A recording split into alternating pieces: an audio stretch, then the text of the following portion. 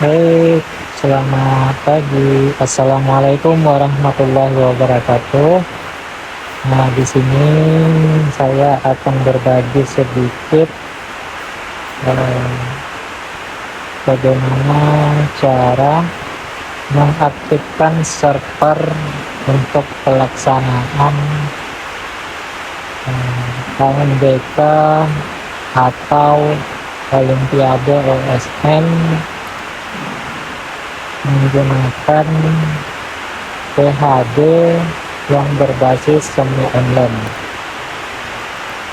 Nah, di sini saya buka assembly admin-nya. Nah, untuk membuka assembly admin, pastikan router server itu LAN-nya sudah aktif dan jaringannya sudah aktif. Apabila tidak aktif, maka nanti assembly admin-nya tidak akan bisa masuk ke dalam server MDK atau OSN. Nah, di sini kita sudah masuk di server Sambronya. Kalau ada info seperti itu, kita langsung aja di klik start. Klik start, maka kita menunggu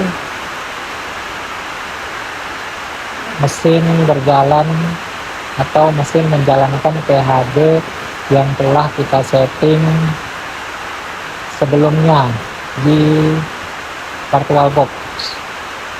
Nah, di situ ada info bahwa mesin sedang dijalankan, jadi kita tunggu saja. Nah, di sini waktu menunggunya itu tergantung komputer.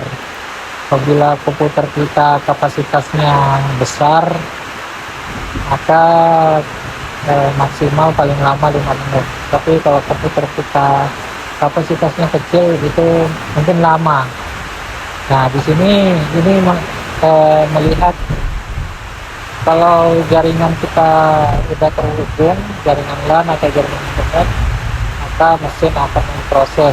Apabila jaringan LAN kita tidak terhubung, maka dia akan berjalan lama prosesnya dan tidak mau terhubung ke server. Nah, apabila sudah terhubung, mesin sudah terproses semuanya, kita klik buka CBT SIM.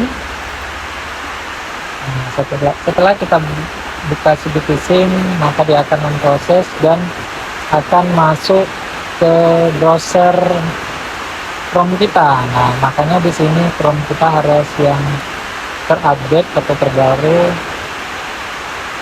supaya tidak ada masalah untuk masuk ke server pusat.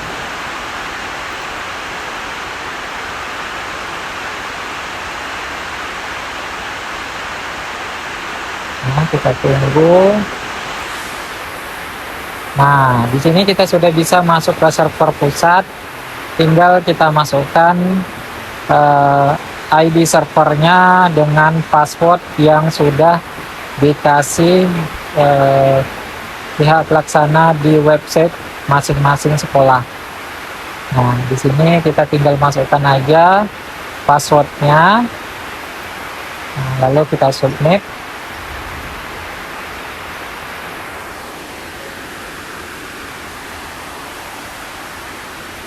Nah, setelah kita klik submit, maka di sini muncul dashboard server pusat aktif. Nah, pastikan dashboard pusat aktif agar kita bisa melaksanakan. Jadi kalau tidak aktif statusnya atau offline, nah, itu tidak bisa kita gunakan. Nah, sebelum kita mengaktifkan server untuk siswa ke klien, maka kita cek dulu informasi di website resmi. Sini saya coba masuk di website Kemdikbud untuk Olimpiade. Nah, di situ ada pemberitahuan apa-apa saja yang harus kita lakukan.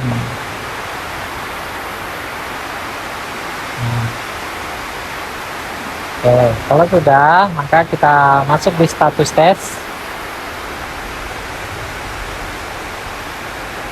Nah, setelah masuk status tes, kita ikuti perintah yang sesuai di website. Karena di sini saya hari kedua, saya ambil yang kedua, lalu kelompok 1, lalu simpan semuanya. Nah, di sini ada pemberitahuan tidak dapat mengubah tes karena salah satu siswa yang hari pertama itu masih aktif. Jadi kita harus menonaktifkannya dulu dengan cara mereset login peserta. Nah, di sini kita klik aja reset login peserta. Nah, di sini kita cek dulu info peserta atau kelompok tes.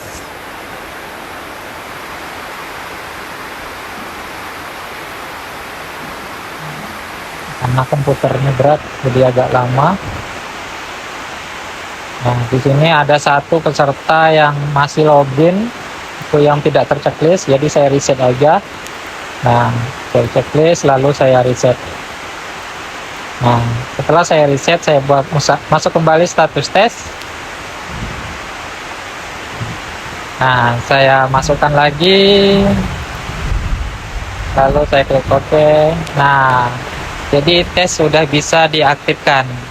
Nah, kalau tes sudah bisa diaktifkan, lalu kita klik kelompok tes, lalu kita checklist semuanya dengan mengklik all sign all, lalu kita save change.